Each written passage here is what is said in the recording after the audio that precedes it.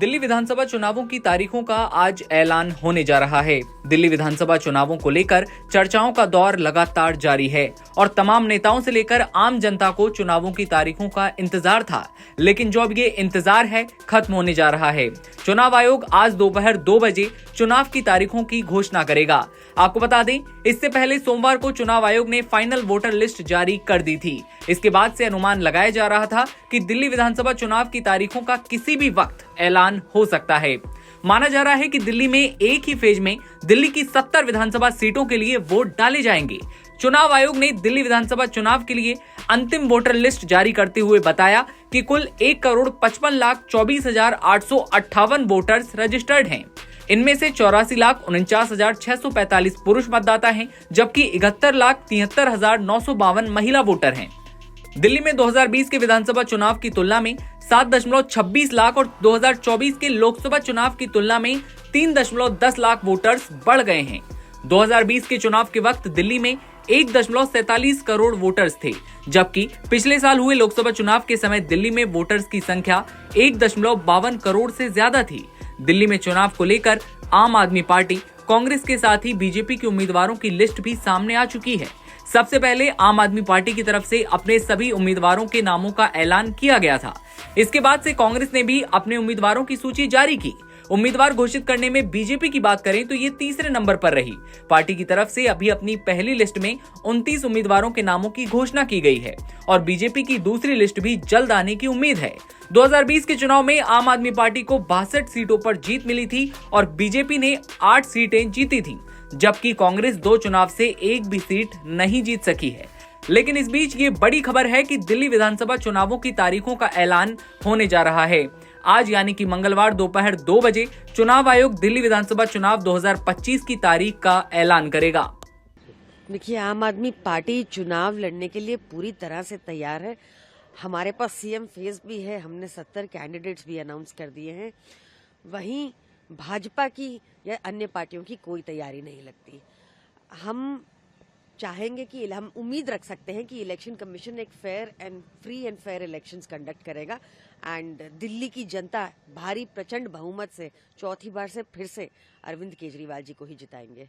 किसी भी राजनीतिक दल और उम्मीदवार से मुझे लगता है पहले दिल्ली तैयार बैठी है। जितना बेसब्री से किसी राजनीतिक दल और उम्मीदवार को इंतजार रहता है, उससे ज्यादा बेसब्री से इंतजार दिल्ली के लोगों का है, क्योंकि दिल्ली के लोग बस एक बदलाव का इंतजार कर रहे थे जो इन तारीखों की घोषणा के साथ शुरू होने जा रहा है। एक विकल्प तलाश रहे थे दोबारा से, वो विकल्प पहले से ही कांग्रेस थी और उसे वापस मुझे लगता है जो एंटी इनकम्बेंसी एक विरुद्ध लहर चल रही है सत्ता के खिलाफ, चाहे वो सत्ता बीजेपी की केंद्र में हो, आम आदमी की दिल्ली में हो, उनके खिलाफ एक विरुद्ध लहर चल रही है और स्वाभाविक है कामों की तुलना हो रही है। 15 साल शीला जी ने चलाए, 3 टर्म केजरीवाल जी को मिले और उससे पहले बीजेपी को मिले, अभी भी केंद्र में बीजेपी, केंद्र शासित राज्य, सब चीजों का आकलन 10 साल कम नहीं थे हो चुका है और दिल्ली के लोग जो है अब बड़े बदलाव की ओर, एक मजबूत विकल्प की तलाश उनकी कांग्रेस पर आकर खत्म होती है और हम 48 सीटों पर घोषित कर चुके हैं। भाजपा को तो अभी पूरे उम्मीदवारों का नहीं मालूम है, उनके एजेंडे, उनका कुछ मालूम ही नहीं है। सिर्फ वो नगर निगम का चुनाव हो या देश का चुनाव हो, देश के प्रधानमंत्री जी के नाम पर लड़ते हैं, उसके अलावा उनके पास कुछ बचा नहीं है। और आम आदमी पार्टी की बात हो, भ्रष्टाचार के गंभीर आरोपों में एक मंत्रिमंडल को, पूरी सरकार को कहूंगी, जेल जाना पड़ा, अपनी कुर्सी पद गंवाने पड़े और अब जो मुख्यमंत्री है वो टीसीएम कहा जा रहा है। जैसे मैंने पहले कहा, सीएम सुना था, डिप्टी सीएम सुना था, ये टीसीएम क्या है, टेम्परेरी सीएम।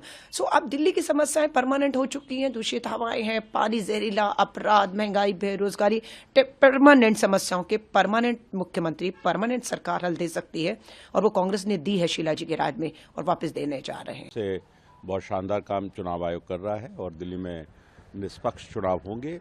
चुनाव की डेट आ जाएंगी और डेट के बाद सभी प्रत्याशी मतदाताओं से संपर्क करेंगे और भारतीय जनता पार्टी की सरकार इस बार दिल्ली में निश्चित रूप से बनेगी। देखिए, ये अरविंद केजरीवाल और उनकी पार्टी का जो अनैतिक तरीके से, असंवैधानिक तरीके से काम करने का जो उनका एक तरीका है, आपको ध्यान होगा इन्हीं आम आदमी पार्टी के मुख्यमंत्री ने, इनके मंत्रियों ने दिल्ली के चीफ सेक्रेटरी को भी असंवैधानिक तरीके से, अनैतिक तरीके से रात को घर में बुला करके किस तरीके से उनकी बेइज्जती की थी। तो ये प्रेशर टैक्टिक्स के कारण और जिस तरीके से दबाव बना करके क्या उससे निकलवाना चाहते हैं, क्या गड़बड़ियाँ कराना चाहते हैं। और ये ठीक ही उन्होंने लिखा है कि आपको अगर कुछ भी चाहिए तो सरकार में कानून है, संवैधानिक स्थिति है, आप लिख करके करिए, जो आपको कहेगा मिलेगा। लेकिन पूरी तरह से चुनाव आयोग को प्रेशर बनाना, दबाना, ये उनकी राजनीति का हिस्सा है। मैं सबसे पहले तो दिल्ली वासियों को बधाई देता हूं कि हमारे बीच में लोकतंत्र का पर्व आ रहा है, और मैं उन सभी अधिकारियों को, कर्मचारियों को, इलेक्शन कमीशन के बधाई देता हूं और मेरी शुभकामनाएं देता हूं कि आपने बहुत ज़्यादा मेहनत करके जो हमारे दिल्ली के मतदाताओं का वोट नहीं बना हुआ था, उन सब का वोट बनाने के लिए आपने भरपूर कोशिश करी है। आपने एक एक घर जाकर वोटों को चेक किया है और ये सारी प्रक्रिया को आपने पूरा किया, उसके लिए आपको बहुत बहुत मैं जो है अपनी तरफ से बधाई देता हूं। और मैं सभी दिल्ली के मतदाताओं से ये अपील करता हूं कि ये लोकतंत्र के पर्व में बढ़ चढ़कर हिस्सा लें। आप अपने रिश्तेदारों को, दोस्तों को, मित्रों को प्रेरित करें। एक एक वोट हमारे लिए कीमती है। भाजपा की सरकार इस बार बनने जा रही है। हमारी तैयारी बूथ पर बहुत ज़्यादा मजबूत है। इसलिए मैं सभी दिल्ली वासियों से कहना चाहता हूं कि एक हमारी सरकार अच्छी बने, एक ऐसी सरकार बने जो डबल इंजन की सरकार हो, जो मोदी जी के विजन को लेकर दिल्ली में एक अच्छा काम करे, ऐसी सरकार बने। तो मैं आप सभी को बहुत बहुत शुभकामनाएं देता हूं लोकतंत्र के पर्व की। कुछ सालों में यहाँ की नई दिल्ली विधानसभा में लगभग 60,000 वोट काटे गए। जो दिल्ली के मुख्यमंत्री रहे वो यहाँ से विधायक भी रहे और उनकी आंखों के नीचे ये सब कुछ होता रहा।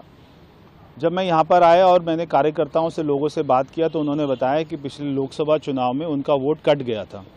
तो बीजेपी के लोगों का चुन चुनकर जो दिल्ली के मुख्यमंत्री रहे अरविंद केजरीवाल ने वोट काटा था और लोकसभा में वो सारे अपना वोट नहीं डाल पाए थे। जब इलेक्शन कमीशन ने यहाँ पे एक एक घर में जाकर पहचान करी कि किन लोगों का वोट कटा है, लोगों ने अपील किया, लोगों ने फॉर्म भरा, उसके बाद में ये प्रक्रिया जब हो गई है तो अरविंद केजरीवाल को अपनी ज़मीन खिसकती हुई नज़र आ रही है। वो यहाँ के जो हमारे ARO हैं और जो DM हैं वहाँ पर एक जो है प्रेशर बना के रखे हुए हैं। रोज़ वहाँ पर राघव चड्ढा पहुँच जाते हैं, संजय सिंह पहुँच जाते हैं, उनके साथ में गाली गलौज करते हैं, उनको धमकियाँ देते हैं कि हम आपको देख लेंगे, ऐसी धमकियाँ उनको मिल रही हैं। तो ये बहुत ही दुर्भाग्य की बात है। आपको जनता का जो भी मैंडेट हो उसको स्वीकार करना चाहिए। जी सर, अरविंद केजरीवाल का कहना है कि मनी है, इस तरह का एलिगेशन वो लगा रहे हैं, इसको कैसे देखते हैं? देखिए, ये एक तो खुद ही तो डर गए हैं क्योंकि इनको लग रहा है कि दिल्ली में इस बार इनकी सरकार नहीं बन रही है और एक बार इनकी सरकार नहीं बनेगी तो इनका सारा झूठ हमारी जनता के सामने आ जाएगा। इन्होंने कैसे शीश महल के ऊपर में पैसा लुटाया, जब देश में लॉकडाउन था, जब सारे लोग दवाई मांगते थे, इन्होंने शराब के ठेके खोले। तो अभी इनको अपनी ज़मीन खिसकती हुई नज़र आ रही है और अगले महीने तक इंतज़ार कीजिए, दिल्ली में भारतीय जनता पार्टी की सरकार बनेगी। देखिए, मेरे यहाँ पर तो सबसे बड़ा मुद्दा है यहाँ की बुनियादी सुविधाएं।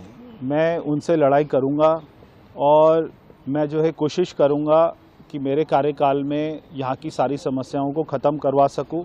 चाहे यहाँ के NDMC कर्मचारी की समस्या है, चाहे उनके मेस्ट्रोल की समस्या है, चाहे उनका पक्का होने की समस्या है, चाहे उनको पेंशन के बाद में सारी सुविधाएं मिलने की बात है, या यहाँ पे झुग्गी बस्तियां हैं उनको उसी स्थान पर पक्का मकान देने की बात है, यहाँ पे हमारे युवाओं को बेरोजगार देने की बात है। ये सारी समस्याओं के लिए मैं लड़ाई करूँगा।